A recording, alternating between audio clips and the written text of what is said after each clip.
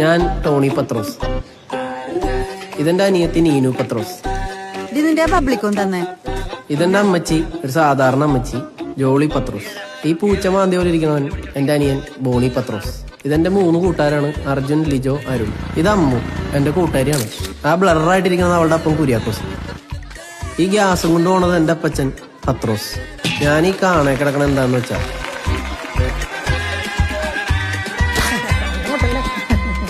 സാറേ കൊറേ ഉണ്ട് സാധനം, ഇത്രയും വേണോ? ഇത് പോരല്ലേ ഇത്? അല്ലെങ്കിൽ കഴിച്ചോ?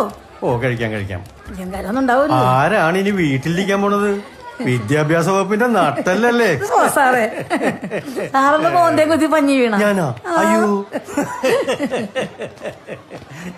സെൻസാർ എടാ മോനെ, അടിച്ച് കൂമ്പ് പാടില്ലേട്ടാ. എന്നാ കാര്യം അഭിമാനം കൊണ്ട് പറയണേല്ല സാറേ. കയ്യിലിരിക്കണതേ മാജിക് മൂമെന്റ് ആണേ.